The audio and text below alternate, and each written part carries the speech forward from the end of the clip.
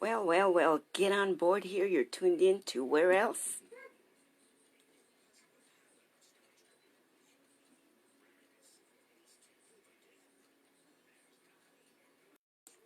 Radiosuerte, of course, 90.3 FM. And tonight with me, I have again Garcia Monroy. Did I say you? Yes. Okay, Gracias. please. Thank you. I use you as an advocate for the severely handicapped, especially the children. Would you like to introduce explain Yes, to our please. viewers and listeners here at 90.3 FM what is it that you're doing? How many years have you been doing it? And what is the reason for you to continue doing this? Okay. Thank you very much for having me on the show here on Radiosuerte. My name is Demian Garcia Monroy. I am of two daughters on the autism spectrum. I've started with advocacy for my oldest daughter 8 years ago, and since then I've been advocating for other parents. We'll get into that in a little bit, but I just want to thank Radiosuerte for putting on these types of shows. It's a nonprofit radio station, and it is the very first media outlet that has invited me to talk about the very important issues related to special education, related to special needs, disabilities, and that's what I do. I am an advocate, a non-attorney advocate. I am not a lawyer or an attorney. I am just a very involved parent, well-informed parent, well-read parent,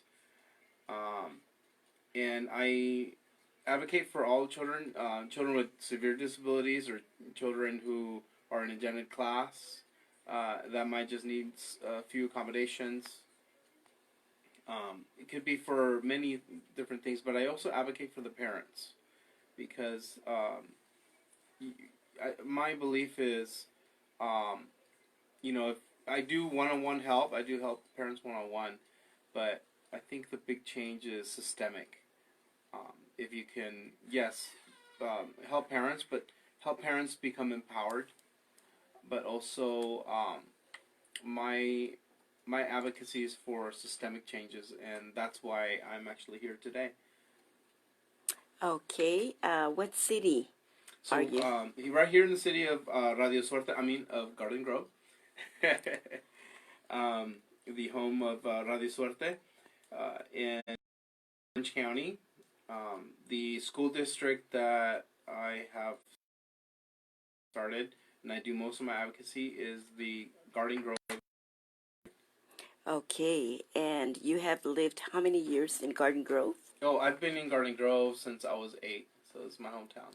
This is your hometown. Yeah, this is my hometown. I love this. I love this city. So you've seen the growth in Garden Grove. Yes. And you've seen the growth and the differences in education. Yes. So that means you know everybody in the Garden Grove district and the board. I know the board. People on the city council know. I'm part of the community. I'm very, very actively involved. Okay. Tell me one thing. You are advocating for our severely handicapped children and for also the adults, because the children, they're no children anymore, they're adults. Mm-hmm. What have you seen that you're doing it exactly? What made you want to be a defender of the rights of these children that are in special needs and the adults? What is it that made your heart and your decision to fight for these rights? What got you to this point? So I just want to clarify. I think in time I will be doing advocacy for our adults. I definitely advocate for proper transition of our that they are successful adults. But I haven't quite gotten there yet. My plate is kind of full. We are forming an organization, and in time, my hope is that we also will be doing advocacy for the adults, because our children eventually become adults, and the time one is longer than one is a child, and I do know the community tends to focus a lot on our children, and the community in many ways forgets our children once they become adults. So it definitely a big issue that has to be addressed. But because I've started my advocacy when my girls were young, when my oldest daughter was in kindergarten, that has been my primary focus is the education. I admire you for that because there's not too many parents that will stand up for the rights of anybody. But I want to make a point to you that if somebody is in need, that if the children reach the age of 18, they become adults. I just want to make it clear that you're also open in case somebody knocks on your door. Your doors are not closed to the adults because an example is my daughter, Olivia.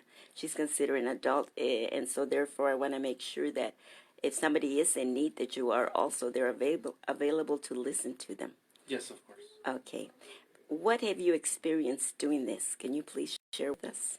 So, when my daughter was in kindergarten, there weren't the right supports in place in her classroom.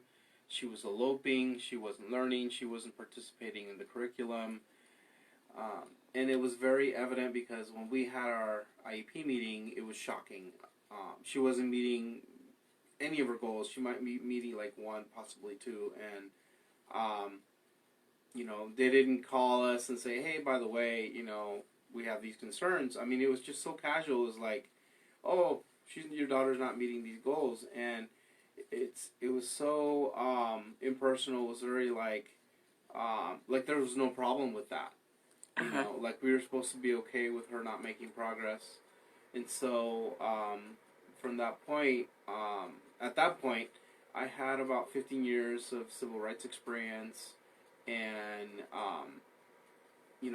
we knew something was wrong, so we asked for a behavioral assessment at FBA, and they refused. And at that point, I was like, well, what do I do from here? Where do I go from here? I felt very much helpless as to what to do, how to tackle the situation, and the thought in my mind was, I have an education, I have 15 years of civil rights, I have, I'm very sure of who I am, of myself, I'm confident, we're not rich, but we could afford an attorney if we had to, and we spoke the language and so forth, and I feel helpless. I completely felt helpless as to defending my daughter's education. And so at that point, I decided I would learn about special education advocacy, and I wouldn't just, defend my daughter's education, her right to receive a free, appropriate public education. I knew that I needed to defend the rights of other children and other parents. Well, that makes me proud that you are able to do that because not too many parents are willing to go out there and face the music, like they say. Let me say hello, Don Taylor. He's one of our radio DJs here, and hopefully he'll be back after the holidays. He says, "Hola Maria and Damien, great seeing you at Radiosuerte, getting the word out." Yes, Don. So thank you so much. And I also want to say hello to Hortensia Castañeda, Abraham Cortez, and also Robert Lopez, Rico Hernandez, Juan Antonio Espinal. Hello. Don Taylor says, "Thank you, Maria, for getting him on your station show." Thank you, Don. Next time you can do this, Don. Don's very good. He's got a beautiful voice behind the microphones. Yes, he does. Yeah, he's actually the one that asked me to come, him and Josh. Josh, yes, Josh is also very good. They're very good radio DJs. They're excellent. So after, what did your wife think of you taking this step forward about defending the rights? Are you guys, both of you are advocates? No, she's an advocate for our daughters for sure, but she's got the full-time job. I have the part-time night shift. As a nurse, I'm a pediatric nurse as well. I take care of children with special needs there as well. So I'm all about special needs. So I'm really thankful that I can actually get paid in an area that I'm very passionate about. And then I can advocate, in the daytime. A lot of my work I do when the girls are in school, when after I've got my sleep. So it's great. I have the support of my wife, which makes it very, very good. But I know that it's also very difficult. It's probably more difficult on her than it is on me because I'm enjoying what I'm doing. Uh-huh. Where she has to do a lot of the support. I understand you're going through a hunger strike about the belief, the incidents, and all the other things that are taking place. Explain to us the reason for your hunger strike, and share with us when are you going to stop with the hunger strike, and give us an idea what made you go through a hunger strike. So, so over the years, I've been bringing a lot of different issues at the Garden School District, and they have been very responsive to many things. They've made a lot of changes. The third floor has, where the special education department is, they have improved the caliber and the attitude of the special education administrators. And so they've made a lot of changes in a lot of different places. And unfortunately, some of these places that they've made change to is only because I called upon it. Otherwise, there would be some pretty severe violations in different areas, like a completely segregated school, for example. But they've made a lot of changes. And unfortunately, some topics that for some reason they have refused to make changes, appropriate changes, in the last 3 years. And because of that, I've gotten to the point where I have to do something to call attention into what they're doing. And so the areas that I've been working on with the Garden Grove Unified School District are about making sure they don't cover up any child abuse or mistreatment. For example, our support group that we started, when we were about 70 parents, and we had several instances of child abuse or mistreatment, or seclusion, the parents would find out on their own, either through their child or through a genet kid or through some other way. The parent would find out, or the parent found out and then would try to make a report and information would be withheld. I mean, pretty much almost every instance that child abuse or mistreatment was found out, it was after either it wasn't being communicated to the parent, like it was just not told to them, or it was being covered up, or once the parent found out about it, they continued to withhold the name of the employee, for example, which they had every right to give to the parent had every right to have that information.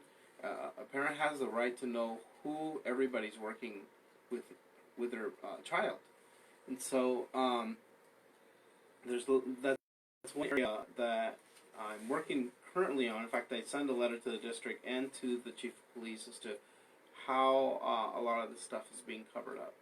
The parents are, or if an aide makes a report to Child Protective Services can turn around and say, oh, Garden Grove Unified School District does their own internal investigation.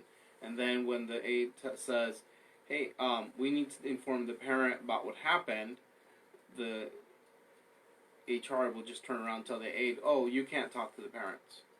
And then when they do a police report, because the district won't inform the parent, then a police officer that's in charge of the, school resource program, which is payrolled by the district, will show up and conduct the investigation. So there's just no way to have unbiased investigation into abuse or mistreatment of our children in the schools. And so this is an area I've been asking to change, as to it not being covered up, and how it's investigated.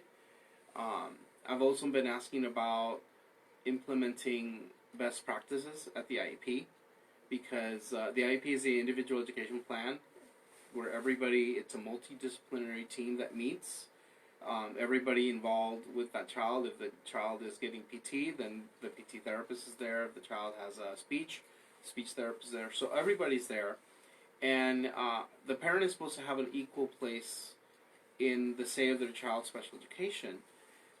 And what ends up happening is, instead of implementing best practices, they implement tactics that take away power from the parents. Everybody's supposed to have some sort of level of influence in that meeting, and the parent's supposed to be equal part, and they'll take that away.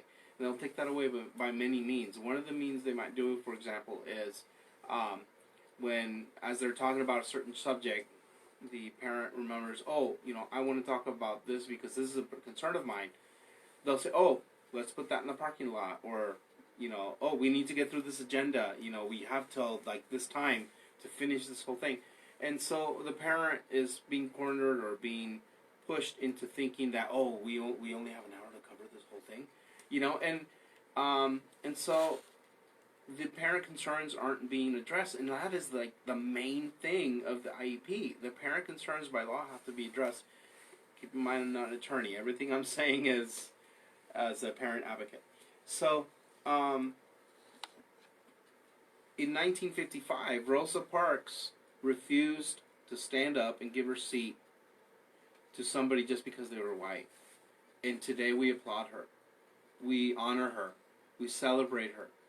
But in 2019, right now, this day, while everybody's carrying on and having a great time, our parents in special education, when they see that their child is not receiving a special education that's adequate, that's free, appropriate public education, and they advocate for their child, in many instances, the district will intimidate them or retaliate or make them feel guilty or disrespect, belittle. All sorts of different tactics are done to make sure that that parent is literally being asked to give up their seat at the IEP table. So, we celebrate Rosa Parks for what she did, but today we're still expected for our parents to give up their seat at the IEP table. Or maybe perhaps they're not strong enough as Miss Park is. She probably felt, no matter what, I'm not moving. But these parents here today, maybe they're so intimidated, like bullying, for example, that they're not strong enough to fight. And here's the thing: if you are a parent with strong character, with you're sure of yourself, and you do stand up for yourself, while they might try to be aggressive with you and intimidate and bullying, if you respond in a harsh tone in defending your child, they will start using California ed codes, saying, you're aggressive, you're a threat, you're this, that, so forth, and before you know it, they can have a restraining order on that parent. Oh, that's not right. Well, that's how they do it. It's not right. I want to say hello to Palomo de Victoria. He says hello. Erwin Elias Soto Guzman is also with us. So let's continue on. And so what happens with the 70 parents? Are they outspoken? Are they intimidated? So, actually, I don't use our support group as an advocacy platform. I use that to support all the parents. From there, if I know there's certain topics, certain situations that have happened with certain parents, then I might go to one parent and say, hey, I will be speaking on this issue. Would you come to a meeting? Or, something like that.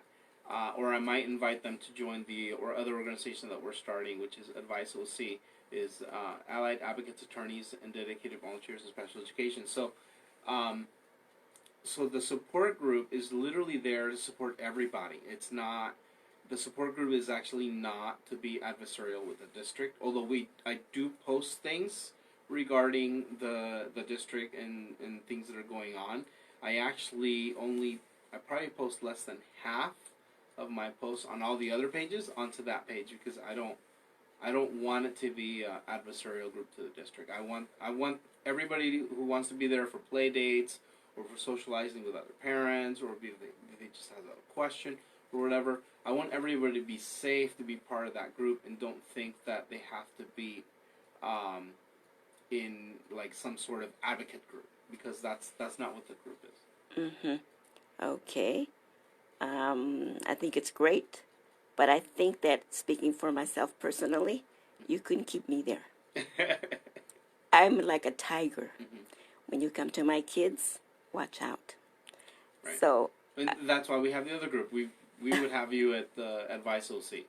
So okay. That's the advocacy group. Okay. So one is the support group where everybody should feel comfortable being a part of that, because it's not to support each other. It's not to be adversarial with the district, but to support each other as parents, to have play dates, those types of things. Okay. And then Advice OC, that is the advocacy group. And that is going to cover Orange County. Oh, okay. Yeah, because I think that being that it's a parent of a severely handicapped child, there's no way you're going to put shut me up or close my eyes or cover my ears or hold my hands or my feet. There's no way. Yeah, no, we don't. The only parents are able to post and say whatever they want. We just require good language. No foul language, no bad words, and no disrespecting of other parents, no bullying, intimidating other parents, because that's what we're trying to not have from the district. So we can't be doing that to each other. Which I think is correct. And so basically, we always talk. We ask. You can post and say whatever you want in the support group, but it has try to stick to the facts, and we're not out respect. Exactly. Respect. Yep. Mm-hmm. It's just like here, the radio station. There's a lot of rules and regulations, and you have to watch what kind of language you speak. The words, we have to be very cautious. So we can say whatever we want, but we better say something that is appropriate, because there's a lot of listeners out there at different ages. So I understand where you're coming from, and I think it's very good that you have your rules, because in your structure, because otherwise, how can you represent what you are representing if you're out of control? Right. So congratulations on that. What are you mentioned the fact that there's things that you want to be seen and for the district to do or accomplish. What are the things that you want to see being done? So I mentioned about not covering up abuse and mistreatment and having proper unbiased investigations. I've mentioned talked about parents, not taking their seat away from the IEP, not intimidating, bullying, retaliating against them, because that is very alive and well in the district.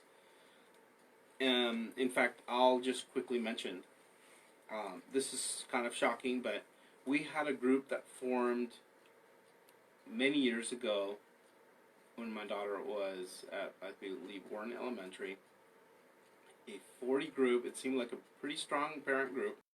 They're asking a lot of questions about the move from Warren to Carver Elementary. Excuse me. So, one day I log on to get some information about the move to Carver, and the group's not there. It's just like gone from Facebook. Wow. And so I tracked down one of the leaders and say, hey, what happened to our group? I can't find it. And she said, oh, there's several people from the Garden Grove Unified School District that infiltrated the group, and they've just been intimidating our parents. And so we just thought it was easier to just dissolve the group. And so this group was asking questions about the move, which we have every right as parents. That's right. We have every right to ask questions, and they shut it down. You know, they shut down an entire group of 40 parents. So, you know, if they're willing to do something like that, like for a certain strategy, a certain tactic, to shut down an entire parent group, isn't that malicious? It's very malicious. And so it just shows you the culture that somehow it's okay. And it wasn't just one administrator, you know. And we've had that happen to our own support group. In fact, what kind of are these leaders?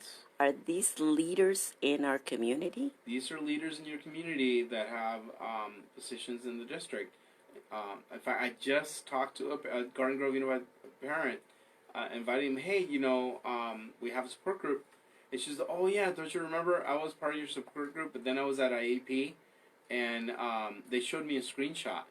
You know, and so now we make sure to not have any Garden Grove Unified School District employees, which I feel bad because there are Garden Grove Unified School Districts with children with special needs. Mm-hmm. You know, but because we need to make sure everybody feels comfortable and safe, I don't let anybody to join that has an employee, and there's a different place they can join, which is Garden Grove's Special Needs Community, and we also talk special education in there, but it's not a support group, it's a community group. And I still will help those employees if they have children with special needs. I'll still help them attend their IEPs. So there's a lack of trust. There's a lack of trust because there's been many parents that have been intimidated already in the in the support group that was broken up, and there's been 3 parents in our group that were intimidated into leaving, and so. What is the fear? What is the fear of the intimidation? You know, I'm not exactly sure, but probably has to do with that they'll take it out on their child's education. I think that's the biggest fear of parents with children with special needs, because we understand that we don't have the key. We can't just go to the district and, you know, turn the key, open a locker, and out come all these services for our child. You know. Tell me something, Damien. Mm-hmm. So how do as parents of this handicapped or severely handicapped children, how can we report them for the lack of our children not feeling safe? Mm-hmm. How intimidation is not acceptable. The parents? Yes. The parents? Yes. So there are different ways to report. There, you can file a report with the California Department of Education, and I've thought about doing that, but I'm waiting to get more parents. A lot of our parents are afraid, and so they don't want to step up yet. So I want to be able to get enough parents.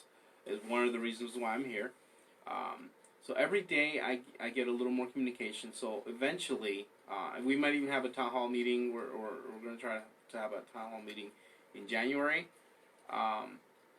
maybe February. And once we have enough parents, then we can file with the state. We can file with the Department of Justice if there's areas that cross over to like collusion of trying to take away people's rights and so forth, things like that. I know we could also file with them, or at least that's what I think, because I'm not an attorney.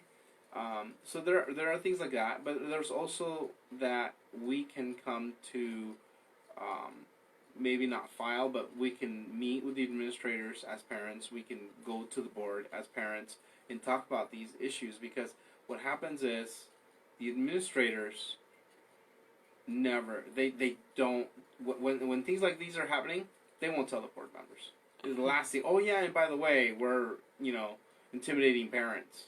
We're doing this. We're doing that. You think they tell that to the board of trustees? No, I don't think so. Well, the thing is that if the parents are being intimidated, that will take like a domino effect on the child. It's psychologically, it's like a playing games. And of course, they're afraid for their child. Is that correct?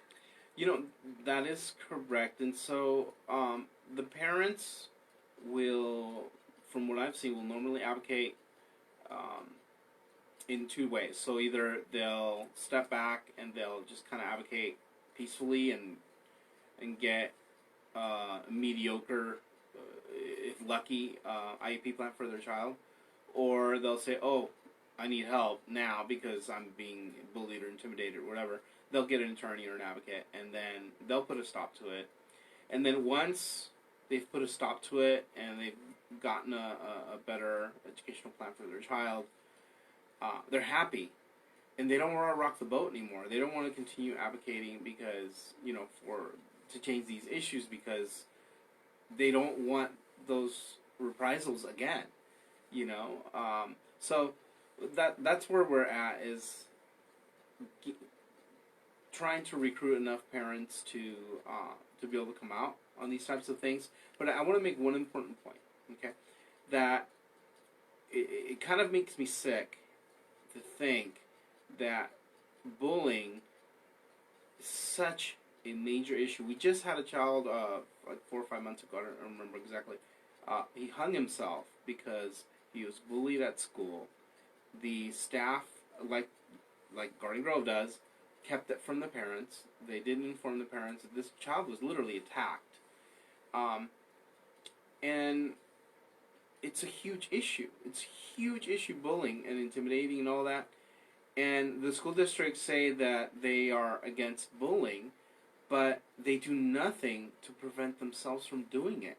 In Garden Grove Unified School District, I hate to say it, but there's a lot of wonderful people. I don't want people thinking that I'm coming in here and I'm trashing the district. I love Garden Grove Unified School District.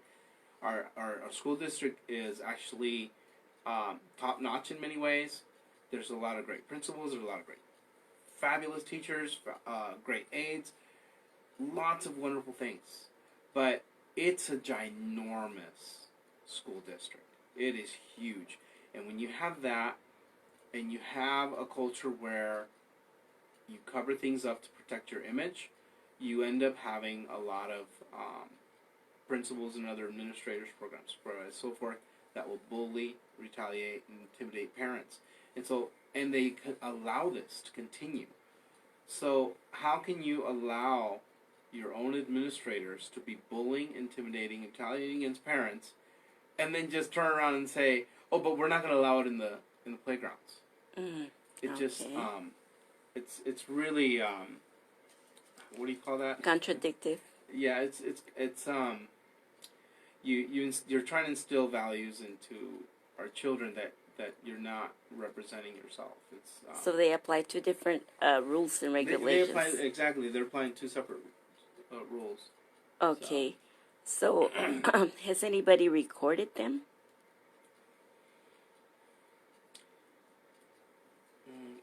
There have been recordings at the IEPs, so there is recordings.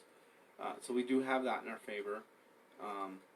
But unfortunately, a lot of the bullying and retaliation, intimidation, they're really good at doing this because they'll do it in a way that, let me explain. So they know the parent's situation and the situation with their child, and I think you've also been a victim of this. Yes, they will definitely present something to the parent in a way that's going to upset them, okay, and it's going to trigger them, and then they'll just continue to feed them, and basically it's kind of like giving them more rope to hang themselves, and then they can turn around after they're doing that or they've been intimidating and so forth. So as long as they're the ones that are bullying or intimidating or speaking in a very harsh tone to the parent, people are not going to document that. People are only going to document what the parent says and does in return. They're going to document like how they talk to the parent. They're going to document it in a completely different manner. Of course, it's not going to benefit them. The truth. Exactly. And so that is the issue. And this is actually one thing I've asked them to do is I've asked the school district, the board, to put audio, video surveillance inside the front office, because some of this retaliation happens in the front office when the parents come in asking questions or they turning in a letter or whatever. That's one location where it happened. So at the IP, we have the recording in the front office. We could have cameras with audio video surveillance. Obviously, we'd have to have an announcement of that was going on. What would it take to have that implanted? The board would have to approve it, but the board is not interested in approving anything that's going to show the real image of the district. They're more interested in protecting their image than ensuring our parents aren't being bullied, intimidated, retaliated against, or they're more interested in protecting their image than making sure that proper investigations and child abuse mistreatment are done, that parents are informed. That's the way it is, unfortunately.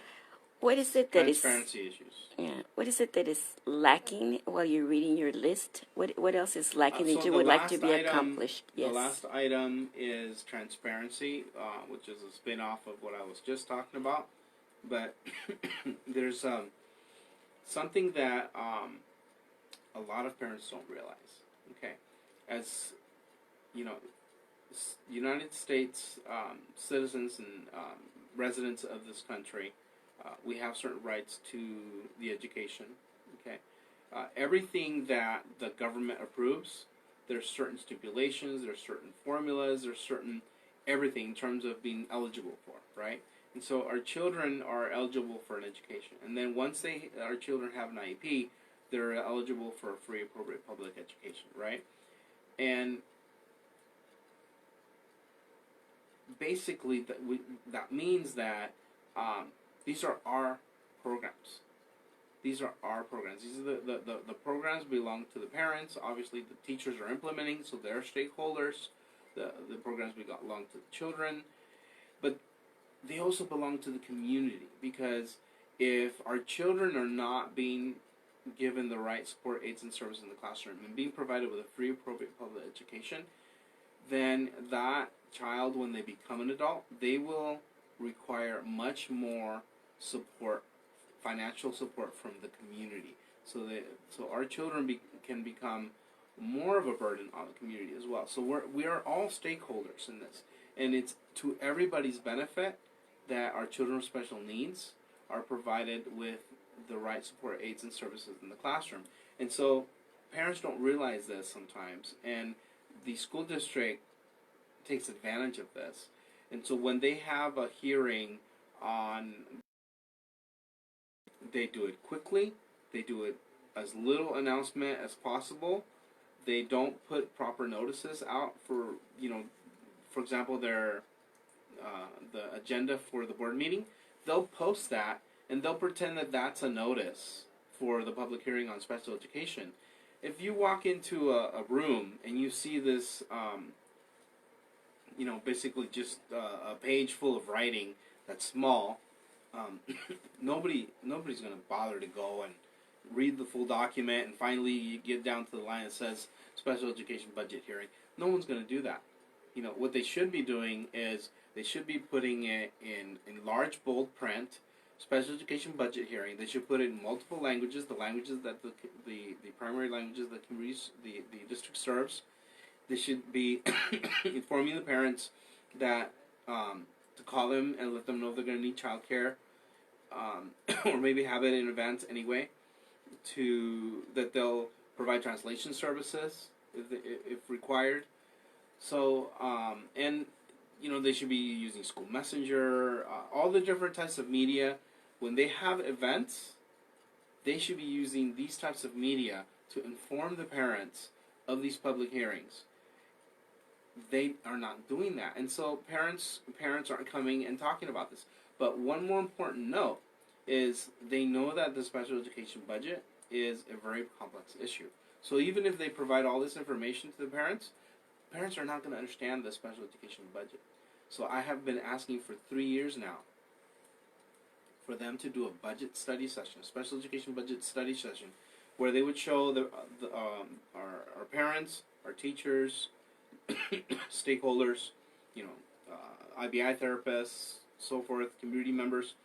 They show us the current budget for the current school year and the programs, and then they show us next year's budget.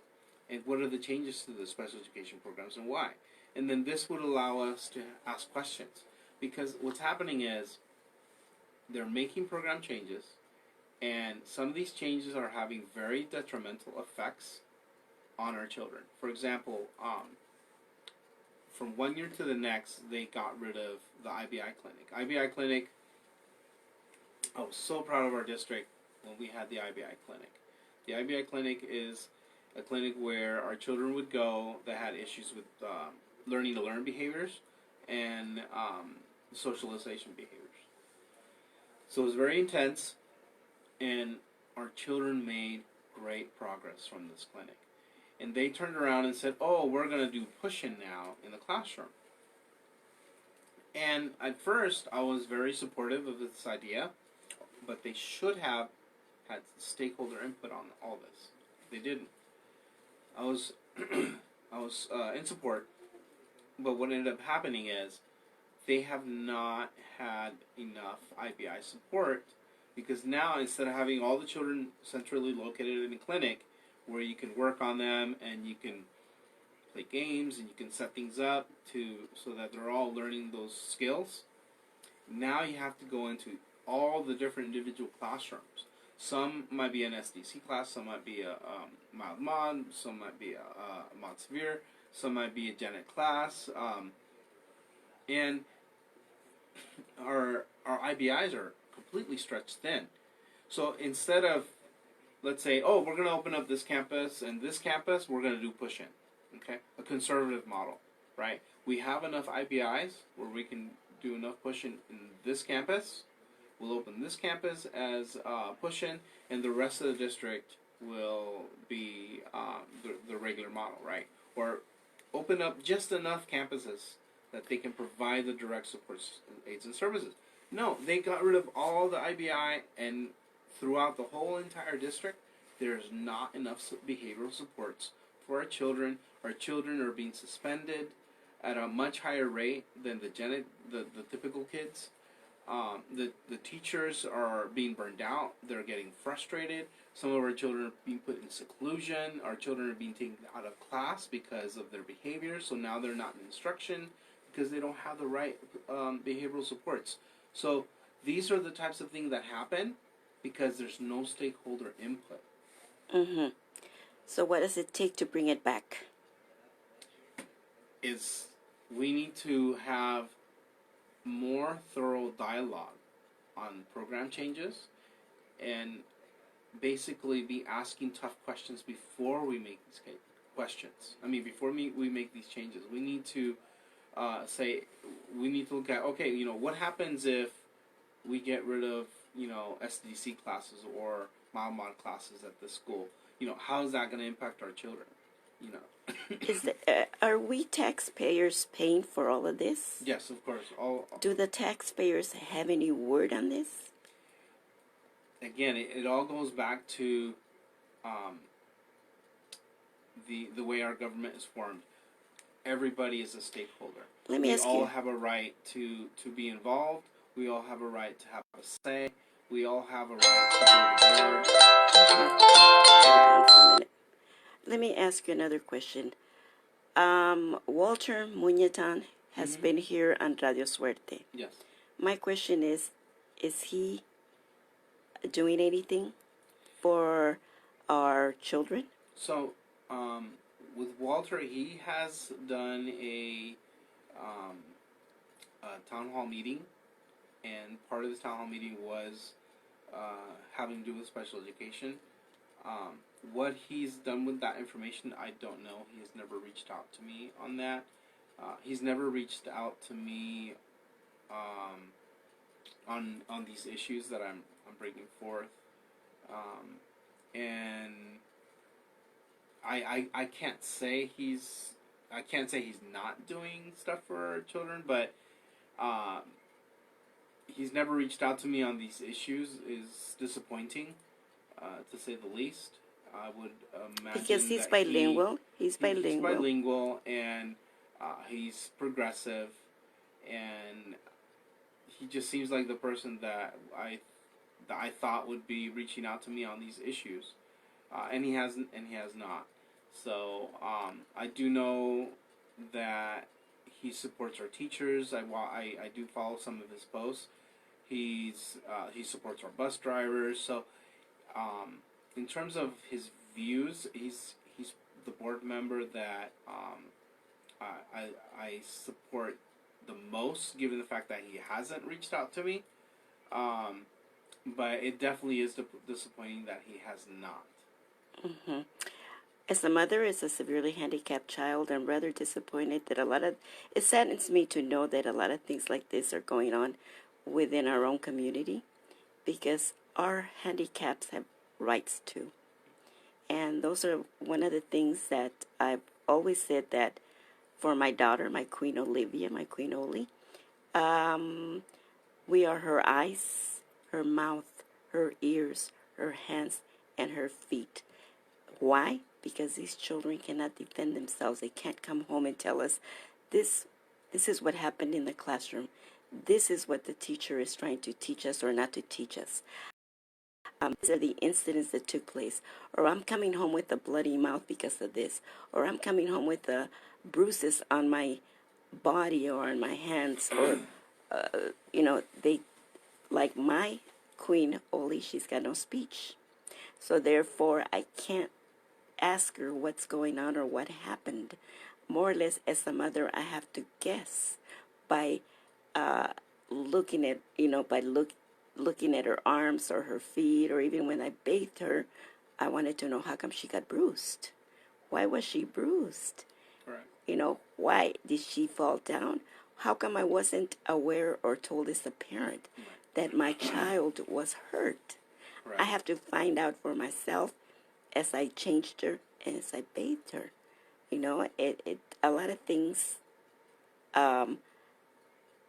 things, I heard for her, and I would cry. Tears were actually rolled down my eyes because my little girl was suffering, and I had no idea why. And why wasn't I told, or wasn't a note written to me? Why wasn't I called on it? And so therefore, that's the reason I commend you for defending the rights of these children. Because if we don't stand up, proud parents of our little angels, nobody else will. Thank you. And that is part, actually, of the covering up. I had a parent that's in our support group move to a different district. I didn't have them do it. They did it on their own because of constant, besides constantly disrespecting and belittling her, not listening to her concerns as a parent. Her son was constantly going home with bruises, and she was documenting before he went into school, and then she'd document when she'd pick him up. And nobody would ever tell her why, how these bruises happen, so forth. No communication whatsoever, and it was just constant. And she's not the only parent. I have several parents that have issues with related to bruising and injuries, injuries and non-communication. And you can always tell when a bruise is fresh and when a bruise is not. So it's definitely an issue at our district. It's more of the communication. If they would be like,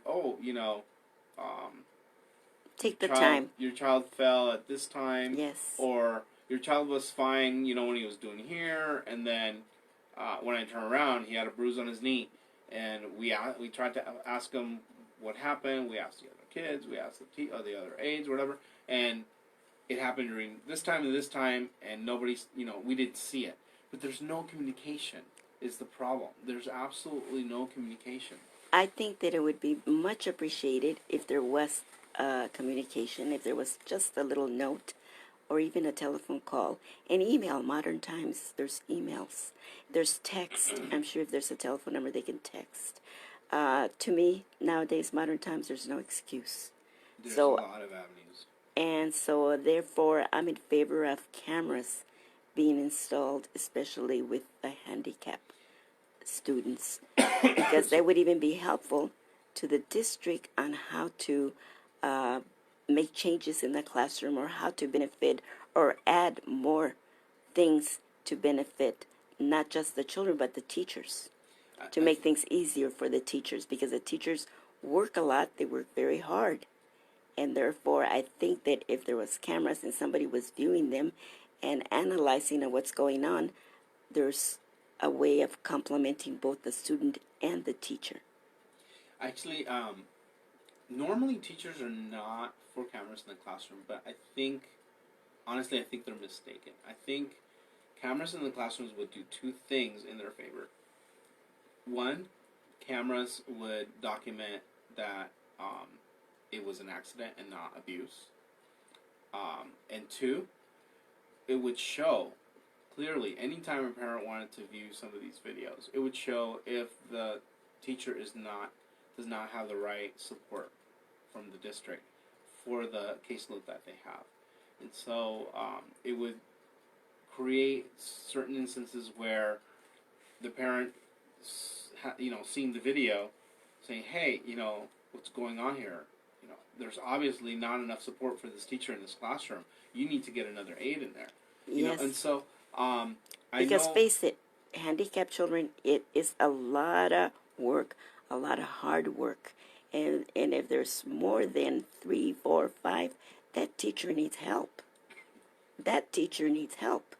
And so therefore, I really believe that it would be beneficial, not just for the child, but getting the aid and assistance that the teacher needs. Maybe even other things that are necessary doing. Correct. I definitely agree with that. So, what are the other things that you would like to see? So John? these are the four primary areas. There's many other issues that I have brought up to the district. For example, just one recent one is that they are discriminating against our parents relative to transfers. So I've had many parents, at least 10 parents, tell me that they've been denied either transferring to our district or transferring within our district because their child has special needs. So they've been told, oh, your child has a IEP, so therefore you're stuck where you're at. I don't think that's right. It's not right. It's not right. I think everybody has the freedom to do as they think that they're going to benefit, or maybe they want to move. So that should be up to the parent. Well, let me clarify a little bit on this, because a lot of people think, oh, well, you can't do that because of this, that, whatever. And a lot of people actually think the district's doing right by doing that. And so I need to explain exactly how transfers are supposed to be approved. Okay? So if you have a student taking honors classes at Los Amigos and they want to go to Pacifica, right? They take that child and they look at the courses they want to take, and then they look at Pacifica and they see, oh, all these courses are impacted, right? And so then turn around and they say, look, the courses that you want to take at at Pacifica, they're impacted, so you may not be able to get them. We can't take away a seat from a child that locally goes to that school to give it to you because you're coming in from a different school, and that's by law. And so, but they don't do that, right? So they if they see a child's doing well, they may or may not approve it, but they'll probably approve it if it's an honor student. But they don't tell them, you can't come because you're too smart, or nothing like that. I mean, it's just straight because the courses are impacted. But when a parent with a child with special needs applies, they don't do the same process. So they just tell them, oh, your child has an IEP, you're stuck where you're at. Oh, your child's getting speech. Oh, we can't take transfers. If you have a child taking speech, all sorts of different stuff like this I've gotten. And instead, they're supposed to be taking that child or that application, and they look at the school they're trying to go to, and then, okay, this child's getting speech, they're getting OT. Let's look at Parkview, for example. Oh, at Parkview, The speech has 2 slots available, probably 3 because this child's probably moving, and then the OT has this many, this much time available. We can go ahead and prove it, because it's the similar placement, right? And so, but they don't do that. They just say, oh no, your child's got OT in speech. No, you're stuck where you're at. They need to have, and this is what I've told them, they need to have a formula where there's an actual written record of their process for approving our children with disabilities to show whether or not that child was able to enroll in that class, and if they were denied, why? We need to know exactly why. Was it that the speech had a full caseload, or the OT had a full caseload? We need to know exactly why that child was not. They can't just say because they're special needs. There has to be a reason why, and they're not doing that. They don't have that. I've audited the school district for their forms that they use regarding this process. They have no forms. Damon, absolutely no forms. All they have is the application. We have a couple of minutes left. Can you give everybody an email address and a telephone number? Yes. Thank you very much. And I do want to say real quick, thank you, Radiosuerte, because since yesterday, I wasn't getting a lot of views on my YouTube channel that I just started, and then I come on yesterday onto Radiosuerte, and boom, my channel starting to get viewed. So if you can subscribe to my channel, I would really appreciate it. Look for Special Ed Civil Rights, or you can follow me on Facebook. Search for Demian, that's Demian Garcia Monroy, and hit on follow. Or you can also search for Facebook Special Ed Civil Rights, and you will find me.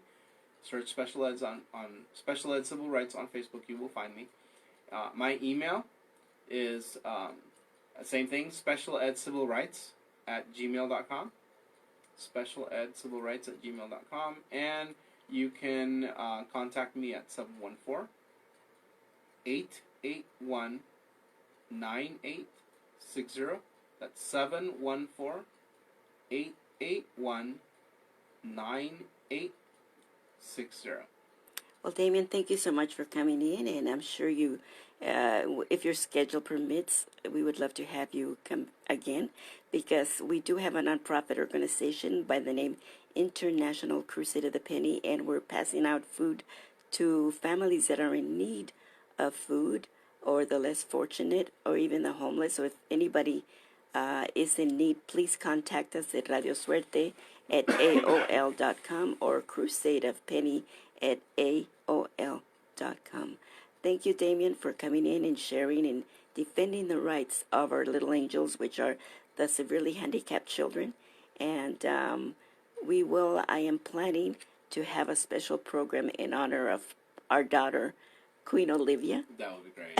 And so therefore also with the International Crusade of the Penny, because the nonprofit organization is it was founded by Victor Mendez, which is the main radio disc jockey here in Radiosuerte, to defend the rights of the handicapped children. Oh, nice. So that's what International Crusade of the Penny originally was made for, to defend the rights of the severely handicapped children. And after that, we just added more and more, like defending the rights of senior citizens, the rights of for instance, we don't believe in guns. We also believe that you shouldn't abuse animals. We really don't. So there's quite a lot of things that International Crusade of the Penny defends the rights of these people, especially the handicapped. So you fit right in with the International Crusade of the Penny. So thank you so much. And thank you. It's been an honor being here. Thank you, Damien, and we will see you again. Good night, everybody, and thank you all for joining us here. Thank you so much for joining. Christopher, thank you for joining. Salina Luna, Andrea, Gregorio,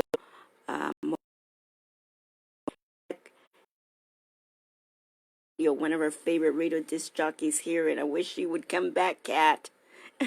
She is beautiful. She's been with the nonprofit organization for about 17, 18 years. She was our American. She represented our American gal. She was an American gal. Kathleen Carr says hello, hello. Miguel Awisa, thank you so much for being part of all of this, defending the rights of the severely handicapped with Damien Garcia Monroy. Did I say it right? Damien, yes. And so, therefore, it's not going to be the last time that Damien will join us. Hello, Chuy Martinez, Carlitos Put. Thank you so much for joining us. And Palomo de Victoria, Erwin Elias Soto, thank you very much. Let me see who else. Don Taylor, which is one of our radio disc jockeys here, which 2020, we hopefully will see him here again. Juan Antonio Espinal, thank you so much. Rico Hernandez, thank you. Robert Lopez, thank you very much. And let me see who else. Abraham Cortez Salazar, thank you for watching. Fernando Luna Robledo, Hortensia Castañeda, thank you very much. God bless everybody. And we're in the Christmas atmosphere, so listen to Radiosuerte, which we're playing a lot of Christmas songs. So get into the atmosphere of love. Thank you so much, Damien. Thank and you. God bless. Thank you, everybody. Have a good night, everybody. Good night, everybody.